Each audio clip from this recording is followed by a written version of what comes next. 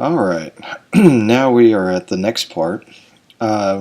Congratulations, you're almost halfway through. After you get done with this section, you'll be at the halfway mark. When you get done with this, take the midterm, and the midterm will be an inclusive from the very first video to now. The way I have the midterm set up is basically it'll be a series of questions, some multiple choice, some short essay, and from there you can take that. Now, when you get to the final, know that everything from the final to the midterm is the test. So I don't do an accumulative final from day one to the end. So I break it up in half. That should make it a little bit easier for your studying. Now, alright, so here we go. Art that in the late 30s through the 40s. Now, some of these artists I'm going to be talking about, they made their career before the 1900s, but their career really blew up in these times. And so basically the whole theory between this work, it's right before the abstract expressionist, so the Jackson Pollocks of the group. This is right in the World War I, World War II group of artists. So so anyway, I think you guys are going to like this group. You'll know most of these names. If not, have seen the art if you don't know the names. So we're going to start with the guy that you see at the bottom that looks kind of like Fester's Adams in this image, and that is Pablo Picasso.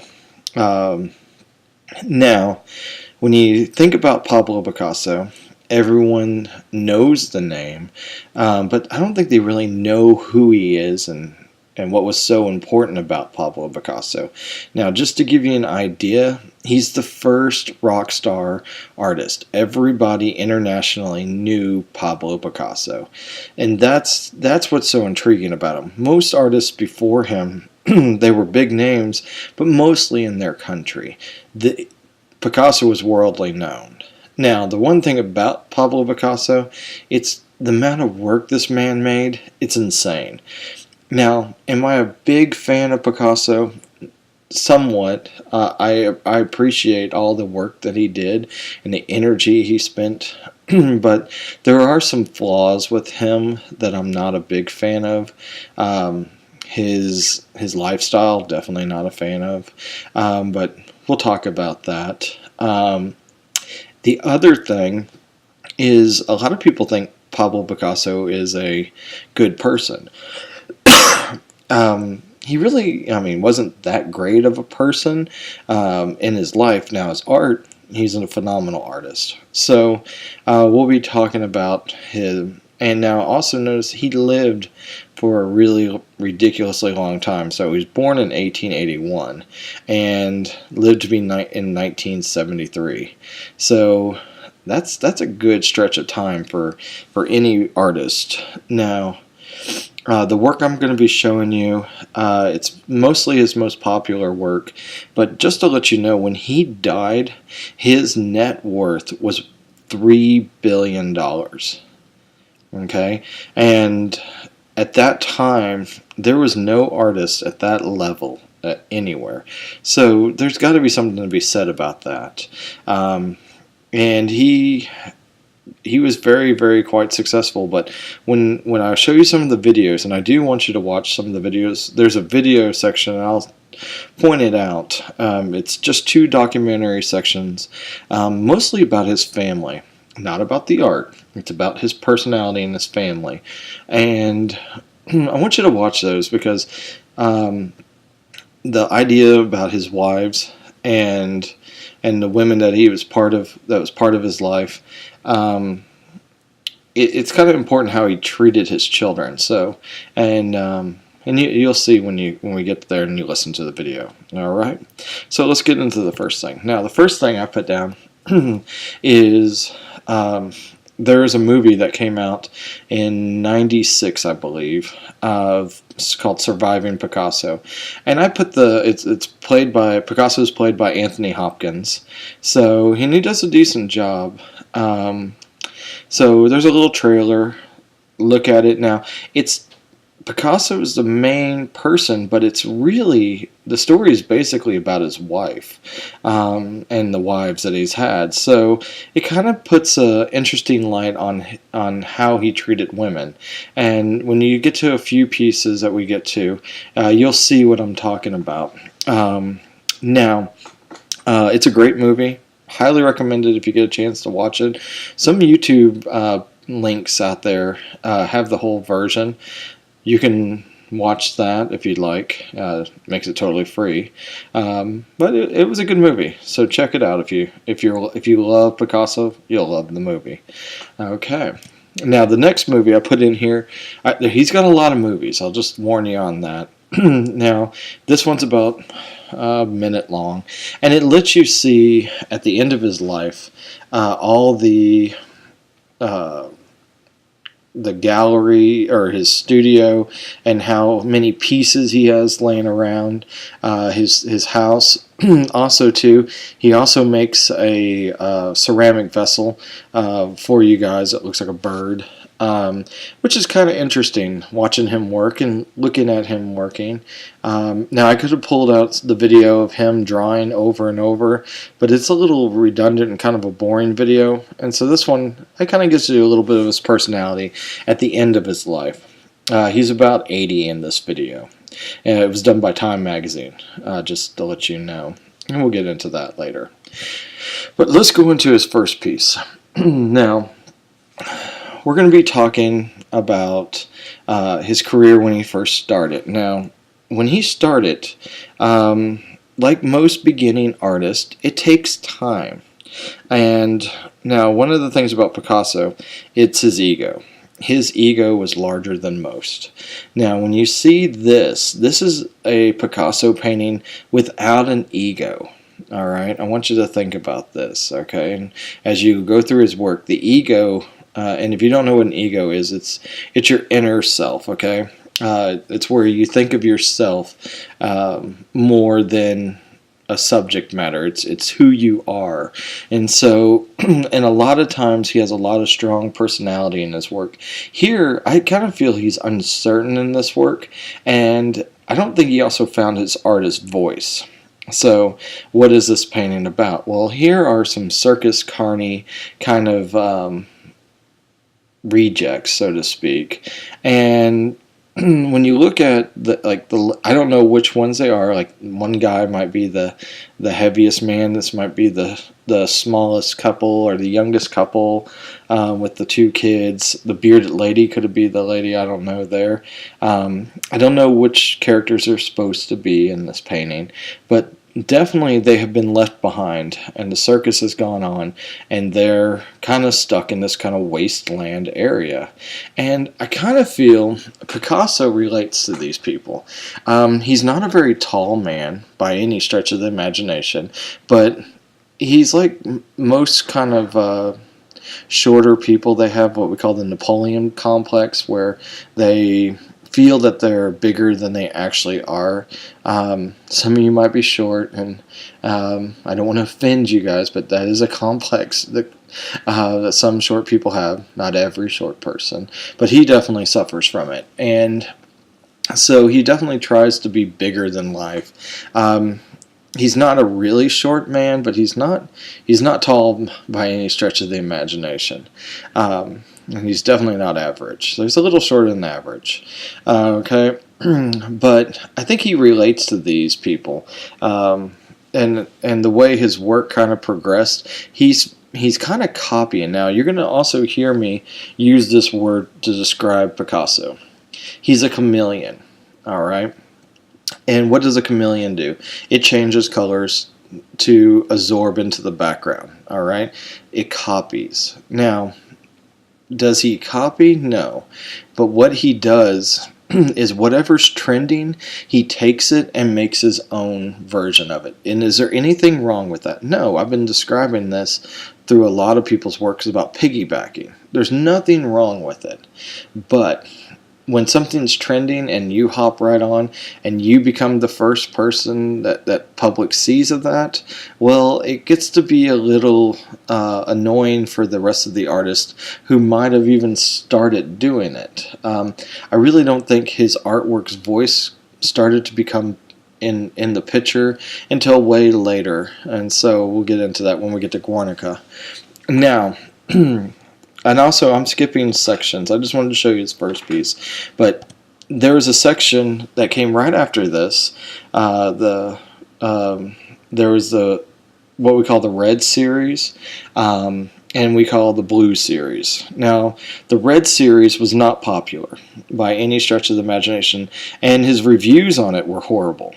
And he actually felt really depressed about this. His sales were low. He wasn't doing well. And but one of the things about being an artist, you have faith that you're going to be successful. And he's one of those that I feel is going to be successful. When he was younger, he knew that. Now, when I look at his Blue series, now, the Blue series was very important for Picasso. This is the first time he uses the idea of color with the idea of emotion. And he kind of put this idea behind this. Color with emotion. And he's one of the first to do it. And critics actually like the Blue series. And it's interesting what critics like and what they don't like. And when the critics liked this, he started to get his ego fed, and his ego started to grow. And now what I like about the man with guitar in this piece, he says that anybody could be this man. Okay? We could one day all be homeless. Now, when you're homeless, there's a depression there. There's no denying that.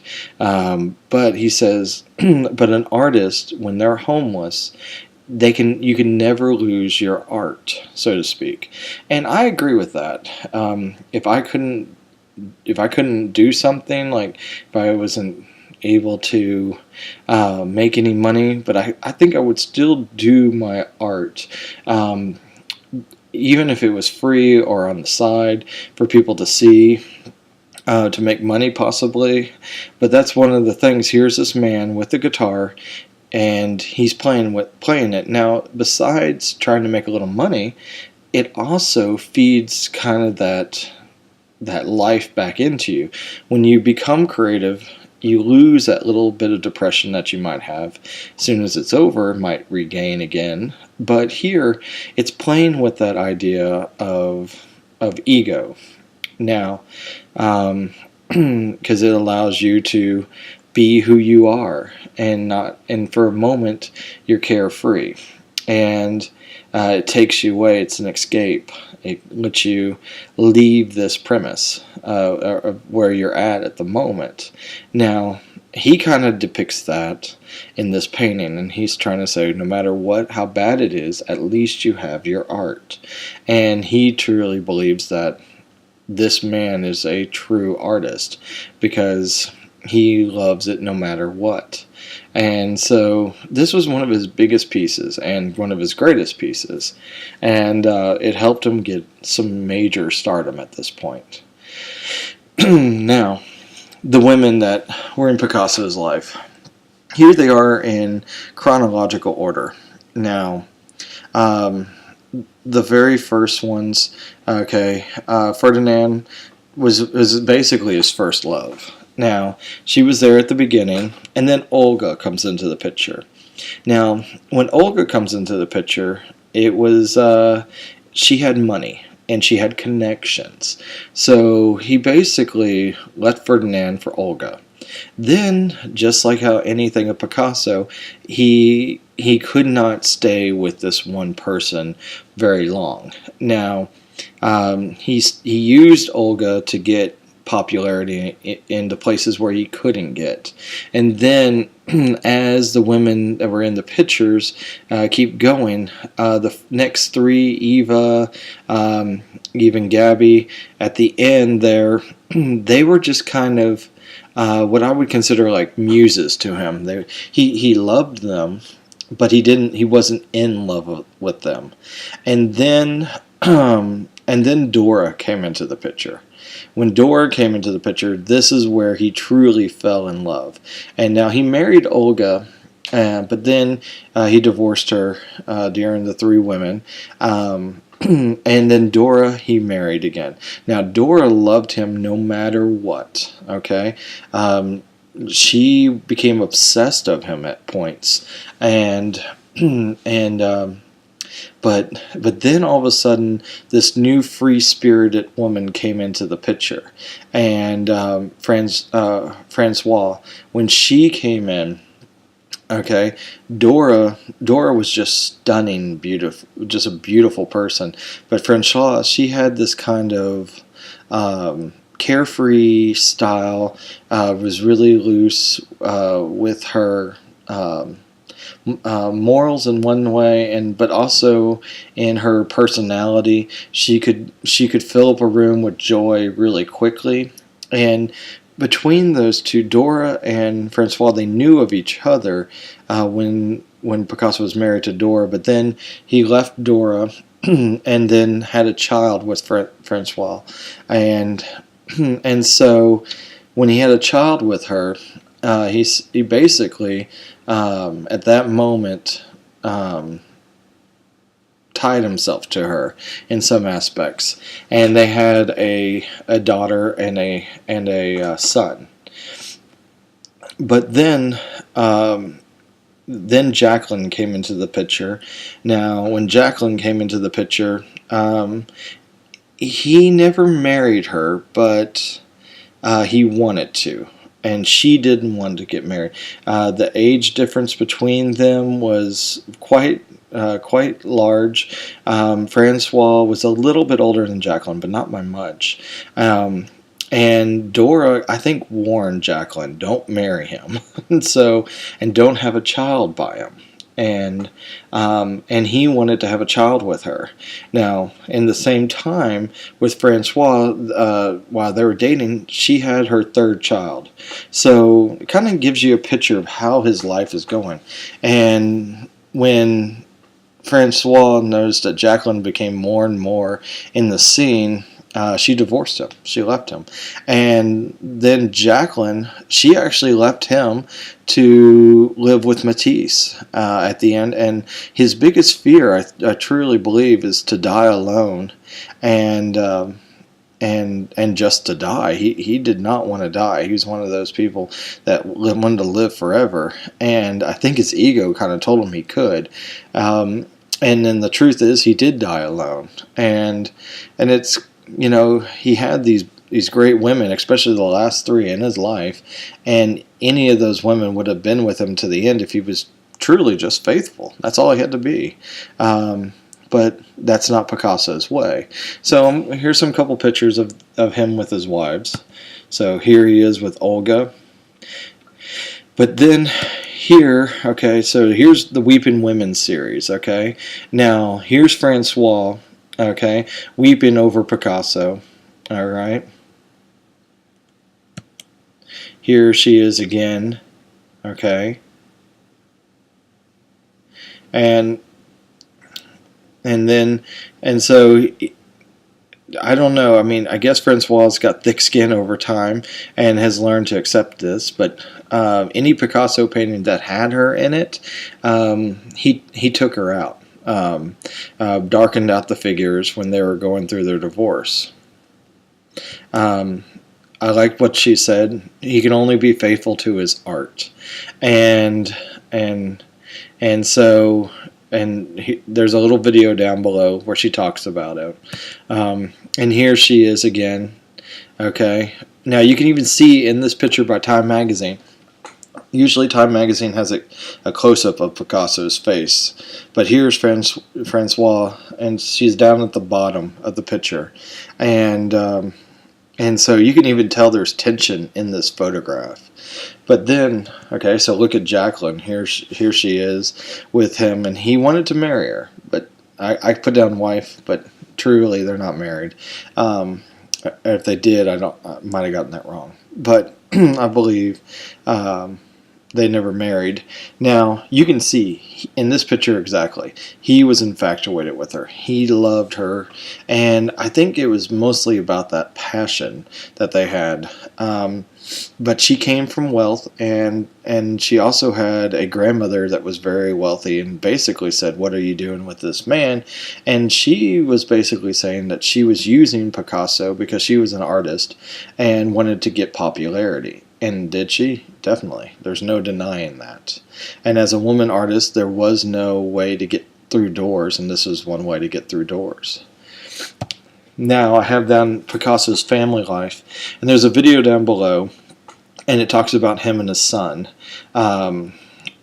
It's kind of cruel. I will say how he looks at his son through his eyes. He even says in the video to somebody, he says, how can I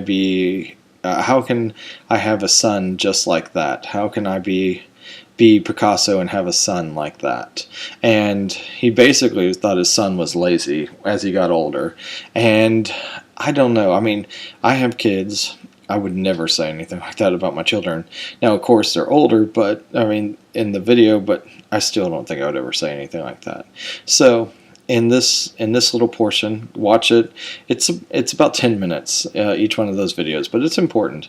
And notice that I don't have the video link to box to it. For some reason, they wouldn't let me share the encrypted file, so you have to click on the link, okay, to watch it.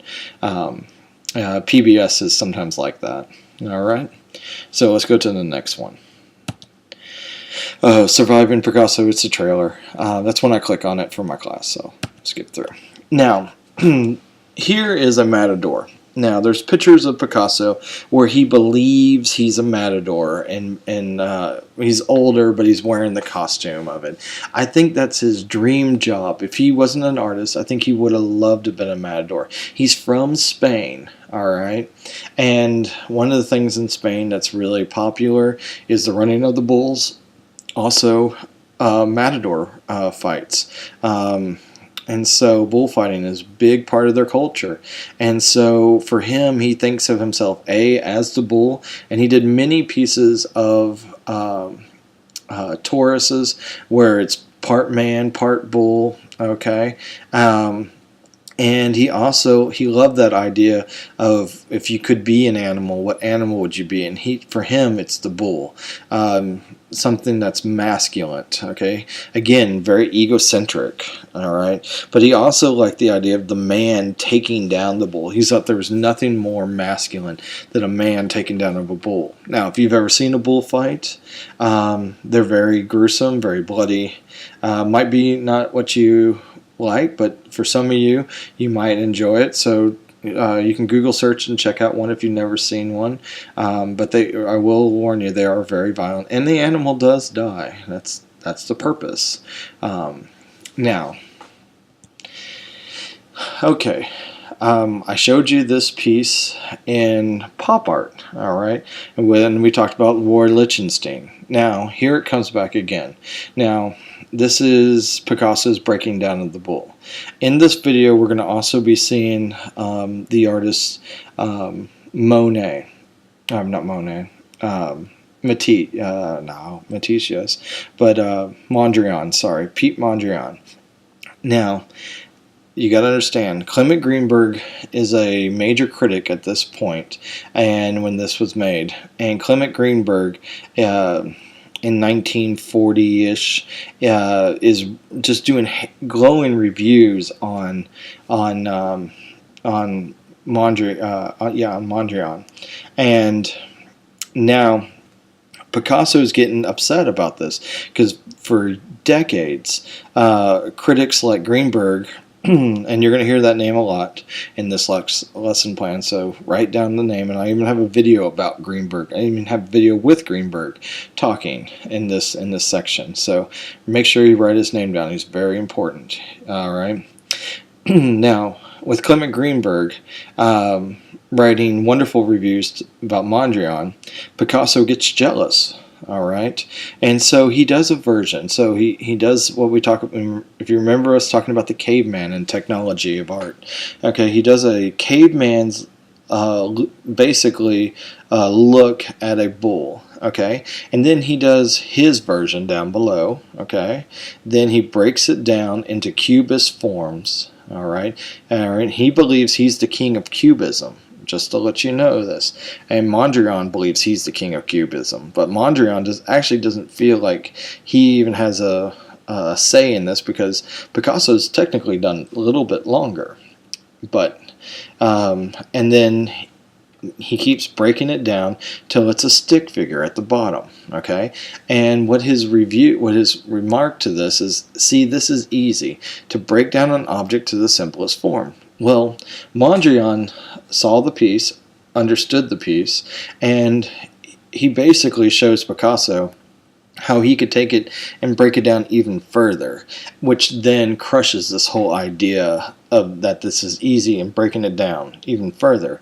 And Clement Greenberg loves this. He loves this fight because Picasso's the Goliath and Mondrian's the David. And as you know the story, David wins at the end. And Clement Greenberg lets Picasso know that you're not going to win this fight, and he was right. And so when we get to Mondrian, you'll see, and this piece will again come up. So I guarantee you, make sure you write down everything I just said because that's important. So here now, Guernica. Okay, now what is this about? Okay, it's right in the middle between World War I and World War II. Okay, and there's a civil war in Spain, and this was a very traumatic time. Innocent people were dying. They were in the process of using World War I and World War II styles of attacks and military grade bombs, and so here is a very traumatic scene. Now, Guernica is a huge painting in any stretch of the imagination. It is, I would guesstimate, about 30 feet long by 20 feet high. I'd say less than that, 15 feet high. About 15 by 20, or maybe 30. It's huge. And because most painters at this time did small pieces and or average size pieces that would fit your wall, and here he wanted to get this message out, and so he basically wanted the world to know about the civil war that was going on in Spain, and I think it was kind of the start of knowledge about the idea of World War II. Okay, now here we have kind of like it's supposed to be an abstract version of a town. You see a man burning on the right. You hear screams echoing in the distance. You have a woman down at the bottom of the right side, and she's carrying a leg, and this is a leg of her loved one. Okay, and then you have these horses trampling on top of the guards. Whenever a major situation like this, where there was fires and everything, you got to understand there was hardly any automobiles at this time, especially in small little towns, and so majority of the time there was horses stampeding. It would hurt the civilians more and the livestock than actual soldiers, so to speak, and you can even see the soldier who's being crushed by this horse at the bottom. But the strongest person in this piece is the lady on the left, okay? And she's holding her dead child, okay? Now, this was shown to America, and it is in the Metropolitan Museum's permanent collection. It's actually one of the first pieces when you walk into the museum, what you see. And what it's basically is talking about the violence of war, and it's important that people always remember how violent war is. Some people are for war, some people are against war. He was definitely against the idea of war. But he is also a communist, part of the Communist Party. He was actually part of any party that was winning at the time. So, but he leaned towards the Communism Party. Now, when you look at the lady screaming, now our president at the time, Roosevelt, when he saw this, he didn't understand it. And when someone told him about what's going on, and this piece was first shipped to the White House to show America what's going on, and it was right before Pearl Harbor. He looked at this piece and he said, I don't understand it, but I can really feel the emotion of that mother screaming. And I know that she's not screaming, but I can actually feel it screaming out of the canvas. And that's saying something. She's a cartoon kind of a form, all right? And I sometimes believe cartoons can have a stronger message than an actual photograph at times. And this is one of those examples of that. Now, also, if you're a fan of the Disney show Phineas and Ferb, I watched a documentary once, and they said where did they get their ideas for their characters, and one of the directors and the creators of the show, he says he's a huge Picasso fan, and he took Phineas from Guernica, from the mother with her child, and so that's where Phineas came from, just to let you know. So, little backstory on that. I put out a 3D video. It's mostly for effects. You don't have to watch it, but if you want to, it's kind of a neat little video. It's nothing important, though. I thought it was kind of neat. Kind of lets you zoom in on some of the characters there a little bit better. Now, here, okay, is part of his Cubist phase. Again, like I said, is a chameleon, all right? The Guernica is what I consider his true identity as an artist at that time. Here, he's copying many artists of popularity at the time, especially Mondrian, okay? Now, what is he doing? And Mondrian was copying too, so don't get me wrong on that, okay? Everyone was pretty much copying Cubists for a little while. Now, one of the things about Cubists that are interesting is their color palette is a very earthy tone color palette. The first piece you see on the left is Man with Guitar, and the second piece on the right is Lady with Mandolin. Okay, you can definitely tell that she's a lady. You can kind of see from her 1920s kind of hairstyle with that kind of flow on the face. You can tell she's also a woman by her chest. You can see her breast on one side of her body. The instrument is easy to understand. Now the one on the right is a little bit more jagged and a little bit harder to see. The face is a little bit more broken down. And I want you to think about this. Imagine if you had a six-sided paper dice, okay? And you took that square, that little cube, and you smashed it down, okay? And when you smash that cube, whatever flat pieces pop out is what you see as the piece, okay? As for the angles, okay? Cubist is kind of doing that. Is what they're doing is they're taking a three-dimensional object and smashed it down. Not every time it works and fills in the form. Sometimes the more abstract it got, the better people liked it. Sometimes if it was too realistic, people didn't like it. Okay. Same kind of thing happens here. With his portrait of his art dealer. Okay. Now, one of the things I thought was interesting was what he said. He's done a couple portraits of him, but one of his first portraits of him, he actually asked him to do a portrait of him. Now, some of them are more realistic looking, some of them more cubist. He did not like the cubist ones. He pointed out that, and he said, even with the cubists, he said, I want it to be recognizable. I want people to know who that is. I want them to know it's me. And Picasso's response was, well, you'll just turn around and sell it, so why should I even do a piece of you? And he said to Picasso he would never sell any of his portraits that were given to him. And it was true. Until he died, his family actually sold it to the museums. But what I find is kind of interesting is when he got angry with him, he said, look, you've done every pretty woman you've ever seen, but you've never done a piece of me. So I thought that was kind of interesting. Now, speaking of pretty women, we have Demoiselle of Aragon. Sorry, I had to get a drink.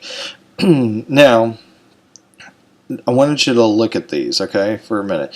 There's two things that are important with this, and I'm going to put this in a question for sure. Okay, so when you look at this piece, what is going on? Well, it's 5 women in a pose.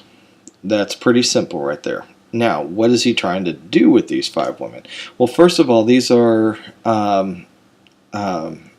prostitutes, okay, and he's at a brothel, all right. Now, he's kind of copying Manet. Now, Manet would hire prostitutes, and he would paint them like Luncheon on the Grass or Olympia, okay, and he would put those women in a scene. Now, Picasso's doing the opposite. He's going into the brothel with his canvas and posing them right there and painting them. Well, and what he wanted is he wanted to shock the art world, okay, by going to the brothel and painting them. Now, the interesting thing, the difference between Olympia and all those other pieces is about 40 years. Now, I want you to think about this, okay? If you think about today, it's, 2016, almost 17, and if you go back 40 years, okay, TV shows are really different than they were back then. If you think about certain shows that were 40 years ago in the 70s, they're very different than they are now. But 70s was pushing it. So let's go back to the 50s, okay, where I think they really are exaggerated in TV shows. If you think about the 50s, let's go with a popular one that most of you have seen is I Love Lucy, okay? If you think about Desi Arnaz and Lucy Ball, they never slept in the same bed together, all right? And when the show, the Dick Van Dyke Show came out, and him and his wife slept in the same bed, that was huge. That was major controversy, okay? And that was a show that was in the 60s. Now you look at shows where married people are sleeping together, and we don't think a second about it. We're like, yes, that's even unmarried people, and we don't even think about it and care about it as well. But back in the 50s, that was a huge deal.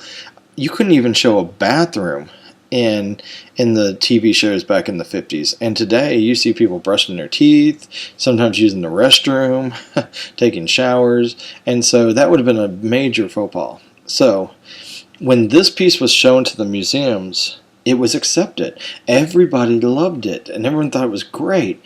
And Picasso got kind of a glowing nod, and even critics like Clement Greenberg were excited about the piece. And I think a few things. A, it's cubist, so it loses some of its sexuality, okay, because they're simple shapes, all right. And the second thing is, I think people have accepted prostitutes for being art subjects at this point, okay. So Manet, he kind of broke the barriers, all right, that allowed Picasso to make this without any harm done to him. And so it's kind of got the negative response that he wanted. Now, there's another thing too. There's 2 twin girls, okay, and we know in history that these are 2 of his muses, and he's used them a lot in his paintings. But now there's 3 other women, okay, that are kind of on the sides of the twins. Now, when you look at the 3, they're wearing these kind of masks. Now, in your book, if you get the Living with Art, even in art forms, they both depict that the masks that they are wearing are African masks. Okay? Well, this is where I differ from that. I believe they're wearing Indonesian masks. Now, how do I know this? Well, if you go to the Dallas Museum of Art, the African exhibit has masks, and the noses and the faces and the eyes are very different than the masks you're seeing right here. 2 of the masks on the right definitely feel Indonesian, where they have this kind of alien almond-shaped heads. And if you look at the masks in the Indonesian side, they're made out of porcelain or earthenware clay, which is kind of a brownish clay or white clay.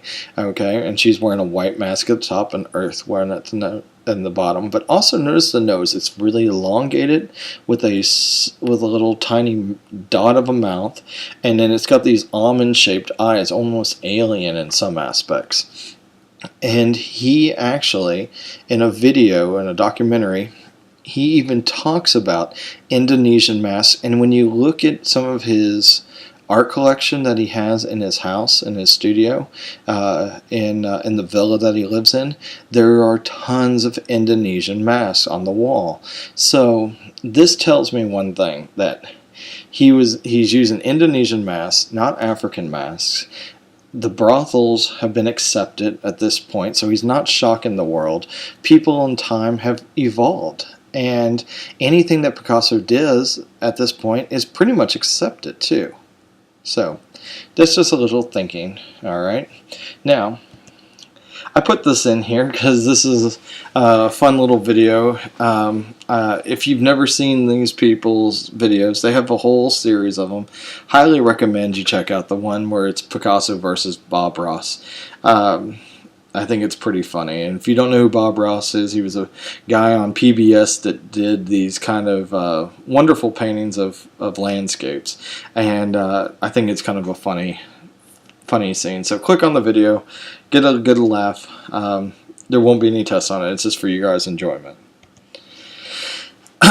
Now, here's one of the artist's cars that's replicated like Picasso's style. It's not Picasso's car in any stretch of the imagination. It's just in his style. Okay. And here's another one of Andy Warhol's car we talked about. So it's kind of a reference to that. There was these kind of rogue cars that were made after Andy Warhol's car was made. And I also have at the bottom here a video of all the history of these cars from BMW. Now, that being said, the guy who's talking about the cars, he's missing some of the cars that were not done by BMW. But the BMW cars are all inside that video, which it's got a good kind of lineage, and I kind of thought it would be good to put it in there. So it's at the very bottom of the feed. So click on it if you want to see the history of the art cars. And some of them are really cool if you haven't seen them yet. Okay. All right. Now, looking at this. This is one of Picasso's sculptures. Now, Picasso did not limit himself to doing just paintings. He did sculpture, he did pottery, he did every kind of art form except photography. I don't think he took pictures, but he wasn't using them as an art form. He did collage. You name it. Pretty much he believed an artist should be able to know how to do all types of art. But this is going to be something that's interesting. When we get into sculpture, this head's going to pop back up again. Now, this is a Japanese woman. It's a Geishan woman. And him and Henri Matisse, that's the next artist coming up, they truly had this affair. They were infatuated with these Japanese women. Now, with these Japanese women, they thought they were like the ideal woman. Their servitude towards a man. They were in the brothel kind of a feel. So they were ideal women in their repertoire of artists, and they were exotic. And so now these heads you're seeing, this is probably Picasso's best one that I'm showing, but each year one artist would do, or each time one artist would finish a torso or a head or bust, of a Japanese Geishan, the other artist would try to one-up it.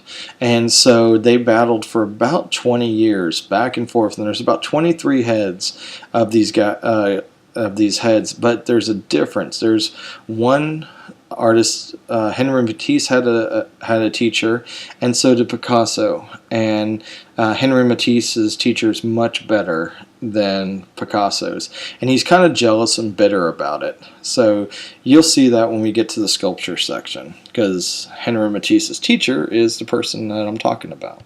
Speaking of him, here he is. Now, Henri Matisse. Now, Matisse and Picasso. All right. This is how I explain them, make it as easy as possible. They were best friends. They were enemies.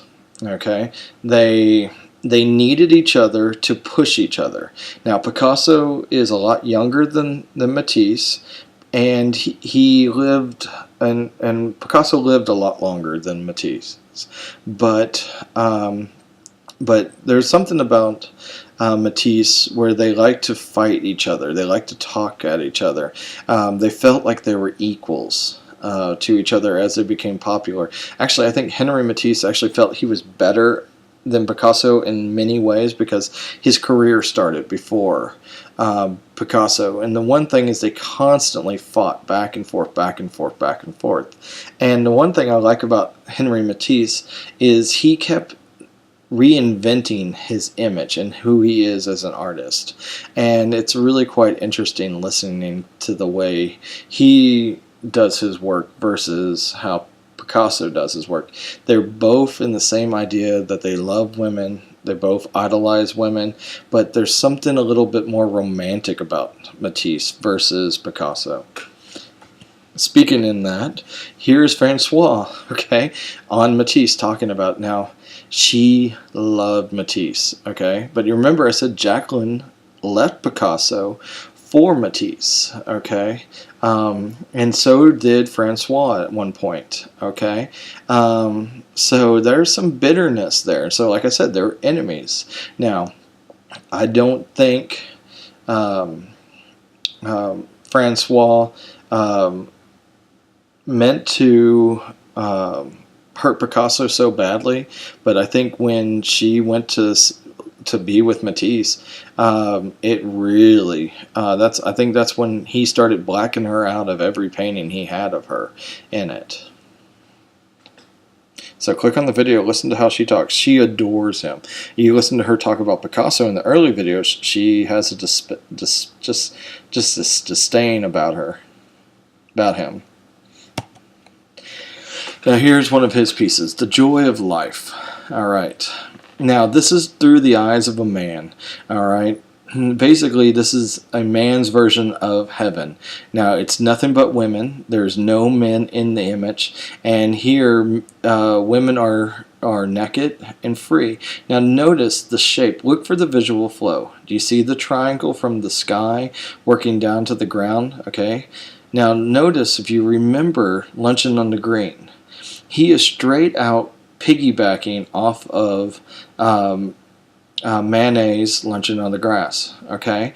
And so he is basically making his own version, and it's very colorful, very loose, okay? But instead of there being two men in Manet's version, here he's doing his version where it's all women, and it's overly sexualized in some aspects. You even see two women kissing in the foreground at the bottom on the right side, and this was a very controversial piece when it was made. The Dance, okay, is a super popular piece. Now, when this was debuted, it was loved. Clement Greenberg loved both of these pieces, by the way. Thought they were exquisite. We're going to be the part of the history of art that will always be captivated and seen. Now, one of the things about Matisse's work, he takes forms to their simplest shape, and he builds out these structures that they're recognizable, but they're sensualized at the same time. And he also tries to give this carefree manner and notion in their work, in the imagery. Now, when Picasso saw this piece, he gave his opinion on it, and when he gave his opinion on it, he said, "I thought this was one of the worst pieces he've ever made." He says it looks like the form has no structure and no bones, and they feel like they're made out of rubber. I agree with that, but there is something about that is kind of nice. It's kind of got this weird kind of circle. And then now, in the also, this is one of his more later pieces, and what I think is kind of interesting is when the 1960s hippies kind of people group, when they saw these artworks, they kind of made this their movement, kind of the style. And if you've ever seen anything that has to do with a peace rally or a hippie rally, they do these large circle dances. Now, when you see these large circle dances, it is almost a replication of a Matisse painting. Matisse was highly loved during the 60s. He died in the 50s, so I think his death was something that was brought to these people, that generation of the baby boom generation, and more people, I believe, in the baby boom generation love Matisse than they love Picasso. And I think the later generations loved Picasso a little more because he outlived him a little bit. And when he died in the 80s, it was really, or 70s, sorry, it was something that they remember, okay, of a great artist falling. Now this is called the Red Studio. Now this is a piece made only for Picasso. This is to tell Picasso, look, this is the work I am working on. And if you want to compete against me, these are what you have to make. Now, at the bottom on the foreground, notice that there's a white plate. This is talking about pottery. The moment Picasso saw this piece, he knew he had to do pottery. Then there's another piece over in the background, okay? Now, if you notice that piece in the background, it's one of the heads that I talked about. And he's basically telling Picasso, look, I'm doing a head out of marble. If you want to copy me, you better start chiseling out a piece of stone and start getting that shape out. Okay? So he's kind of poking fun at him. The other thing is, notice that there's 3 paintings in here with the color pink in it. Okay? Picasso came out with a phrase that he used, and talking about Kandinsky, which he's one of the last artists I'll be talking about. He was bashing Kandinsky, which Kandinsky didn't even consider Picasso a threat because their work is so different. But he said that artists that deal with the color pink are weak and unmasculine artists, which Kandinsky is one of the most masculine artists we've ever had, and so it's just a way he could get under someone's skin. So here, of course, Matisse reads that and starts making pink paintings and says, all right, you better copy me if you want to keep up with me. And so again, he's kind of slapping him in the face with this painting. And it worked. It really got under Picasso's skin, and he had to change his style quickly. Now, also, I want you to notice in the background, on the top right, okay, if you remember Paul Gauguin, that when we talked about Vincent van Gogh's best friend, a lot of his work, he references Paul Gauguin's work, and he uses Paul Gauguin style in a lot of his paintings. And I'm going to go back in a minute and show you a quick reference. Now, he owned one of Paul Gauguin's paintings in his studio, and he's showing you here in this painting his reference towards that. But here is one of his copies of kind of like a Matisse kind of a style, or not Matisse, a Monet kind of the water kind of a style, but notice it's all in pink tones. Okay, this is looking straight out of his living room. It's a small painting, but again, he's trying to show Picasso, look, I'm making pink paintings, but I'm using the style of Monet in the water. So here now, Desert Harmony in red. Okay, here he's copying he's copying Paul Cézanne with the fruit. He's copying Paul Gauguin, okay, and he's also copying Seurat with the little pixelated dots in the background. All right. So in this painting, okay, he's copying 3 artists in one. And is that okay? Sure. It doesn't look like their artwork, okay, but it's all in his style, but it's a similar style. Now, I have here a picture, okay? So when you look at these 2 pictures of Paul Gauguin's work, you see the flowery background behind his lovely bride, okay?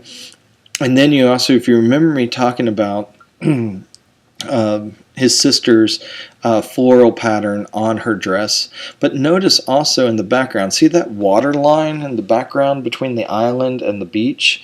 Okay, that's another thing he's copying. So when we go back to the Joy of Life, you can see the water line, right? Okay, that I'm just talking about. So again, he's copying two artists. He's not just copying Manet, he's also copying Paul Gauguin. Okay. But in Desert Harmony, you can see here he's copying the background colors of Gauguin with the way that the tablecloth goes into the wall. Same thing like in Paul Gauguin's, where the pattern goes onto the chair and the wall. Okay, so you can see right here. Now, here we go with his portrait of Madame. Now, this is a French woman, but painted to look like a Japanese geisha, okay? And this is the starting of all the heads, okay, that you see. Now, some people, to help you remember it, I always remember it as the green line painting, but this was the start of the whole Japanese culture pieces. This piece started, then the head started forming. Henri Matisse immediately made a head bust, and then Picasso shortly followed that. But it came from reference from this painting. Now here I have his blue nude. Now everything about this painting is so interesting. There's tons of articles about this painting. What is this painting truly about? For me, it's about him getting angry at Picasso. It's called Blue Nude to kind of attack his Picasso's blue series, and he's basically trying to say, I'm better than you. But at the same time, Picasso comes back and says about Matisse's piece, he said this is one of the ugliest paintings he's ever seen and the most beautiful painting he's ever seen. Now, what does he mean by that? Well, what he means by it is that the woman, there's parts of her that is so wrong, but there's also parts of her that is so interesting that to look at that it's beautiful. It's like saying it's something so ugly that it turns beautiful before your eyes. Now, what is wrong with it, you might be asking some of you, if you don't see it already. Well, first of all, the muscle tone in the arms. Let's start from head to toe. Muscle tone in the arms are more masculine than they are feminine. There's no denying that. You're looking at the hair. The hair is kind of short. She's wearing a little bun, so it's hard to tell. It gives them kind of a masculine feel. The breasts are not hanging correctly. They almost feel like they're fake. They're siliconed. Okay, the position of the body, the breast should be leaning towards the other breast a little closer.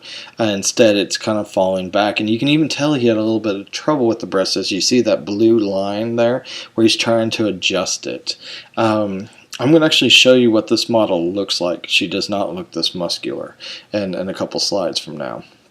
Now, looking down the stomach feels okay, and the thigh feels okay, but then you get up into that hip. Okay, see where the rib cage dips down and then the hip begins? Now, that is not natural to any female form. Women have what we call a soft curve, and Georgia O'Keeffe really puts a big emphasis on that in her work. And here you can see how the rib cage should kind of line up to the hip, and it should be a nice soft line, almost like if you're thinking like a sports car. Okay, how the wheel wells come from the back to the front of the wheels, where it kind of has a soft line in like a lot of fancy sports cars like a Corvette. Okay, and so here it's totally missing that. And then you get down to the back side of her buttocks. Now, when you get to her buttocks, it's drooping.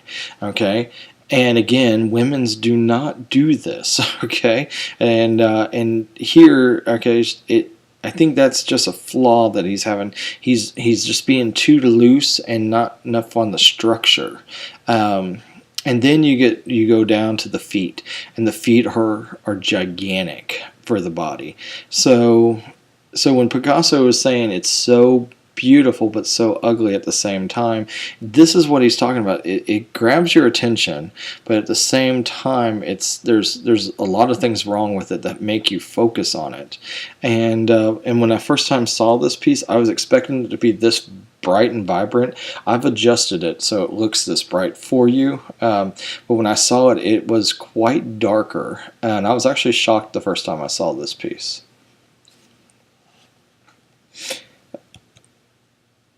Now, here is a video of Matisse, and he's going to be working his paper series. Click on the video. It's about 4 minutes. It's a great little video, and it really kind of depicts about him reinventing himself.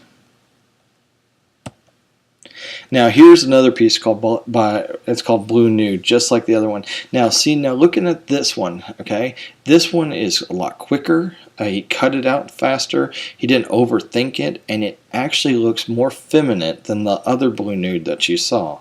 And for me, I think one of the things was when he works fast, his brain doesn't interact too much with his ability, and his natural talent comes out. And I always tell students a lot of times when they're working, sometimes you need to shut off your brain and just make art. And here's one of those examples where it feels more feminine. It's still very abstract, but it feels more feminine than the other one, right? So also here, when you look at, now here's the model, okay, and the drawing he's working on is in his lap, and this is the drawing itself. Now, when you look at the model, okay, she does not look like a man, does she? But in the drawing he did, it looks overly masculine. Now, this is what I'm talking about. He overthinks the drawing. And first of all, he's known for getting right up onto the model. And this is, to me, is a bad habit to do, because your head moves too much to get the shape of the figure. You should be a good set ways away from the figure when you're drawing the human form. Now, I teach life drawing, and I teach a lot of different tricks. And if I would have saw him drawing in my class, I would have said, you can draw, but you got some bad habits. And here are some of those exaggerations. You can even see it in the hip. See how he doesn't have that soft curve. You can see in the muscle tone in the arms. It doesn't feel like a feminine form. It feels overly masculine. And does she look like that? No, she doesn't look anything like that. Okay. Now here are some of his drawings that he did for a friend who was a poet writer. And so inside the poetry book, it has a lot of his illustrations. Again, looking at these illustrations, these are quick illustrations, and the drawings look more feminine than masculine. He only has a few parts that are quite wrong. If you look at the bicep on her, if he would have brought that line down maybe about 3 inches, it would have been more feminine. But instead, he brought it all the way up almost into the shoulder, and that line feels a little bit masculine. Okay. Here are some of his quick sketches. Every artist in my class, every class you do a quick warm-up. And why do you do this? This helps break the hand and eye coordination. It helps build that eye-hand coordination, and it also helps shut off your brain. Your brain is your worst enemy when you draw. Okay, it's best to shut down your brain, and by doing little tricks and little warm-ups, it actually helps connect your eyes and your hands together, so what you see is what you draw. Alright, so here is one of the next pieces that I really love of his cutout series. Now, a lot of people, when they see this, okay, they think immediately of tiles for kitchens or stained glass windows. Well, what this is technically for, it's for stained glass windows. Now, he cut out these shapes, and this piece is about 4 foot. No, I'd say it's a little bigger than that. I'd say maybe 8 foot by 8 foot. It's a big piece. So he cut out these big shapes, glued them down, and then from there, people have replicated this into a lot of stained glass windows. Even Tiffany's Glass did something about this with this piece as well, and a few of his others. Now, who is he copying here? Okay, well, at first, if you look at it, it's kind of abstract. But who's he copying? Well, he's copying Monet's water lilies. Okay, this is the tail end of his life, and so he's doing these water lilies just like Monet was doing his water lilies. Okay, and so these are big cutouts. And so he's kind of referring to that time period. He's trying to reinvent himself in a lot of ways, but in this, I think he could do. He started doing that, and these cutouts, are something that you think about what kids do. And here he is cutting out these shapes and saying it's art, and truth is, the critics loved it, and to me, this is one of my favorite pieces by Matisse. They did prints of his series. I'm not a big fan of his prints. They took his cutouts and replicated his cutouts and printed them. I'm not a big fan. I don't know who printed them, but I think they could have been done better. Now here, okay, if you remember when we were talking about Keith Haring and some of his shapes, if you think that Keith Haring probably looked at this piece and studied and thought about his shapes with that, you'd be correct. Keith Haring came out and said, talking about Matisse's forms and shapes, became one of his ideas behind a lot of his street art. And this is one of his more recognizable cutout pieces. Here he is also doing this is a chapel he did, and I love that he didn't want to get on a ladder and accidentally fall and hurt himself. So here he's standing next to his mural with a long stick drawn with a big piece of charcoal tape to it, and the skill level on that is just amazing. And so, as soon as he got done with it, then the painters would come back in and fill in the lines.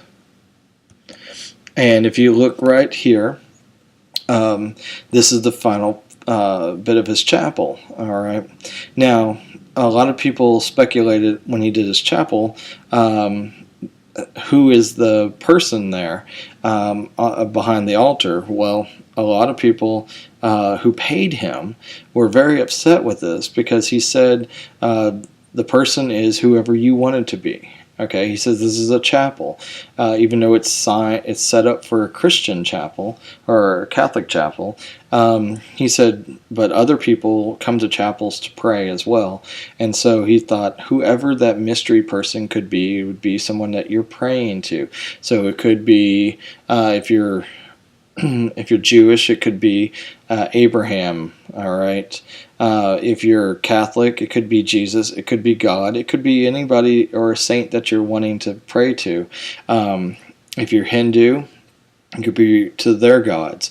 And so that's what he was doing with this. And the church didn't like it at first, but then they accepted it at the end, and he died shortly after it. So they kind of went, all right, we'll keep it. So, and this is a little chapel outside of France. It's not too far. It's about a 20-minute drive south of France. All right, and we're going to stop right here, and I'm going to make a part 2 at this point, okay? And we're going to pick up with Salvador Dali, all right? I've done a little over an hour, so we'll put this in as part 1, and then we'll get into part 2.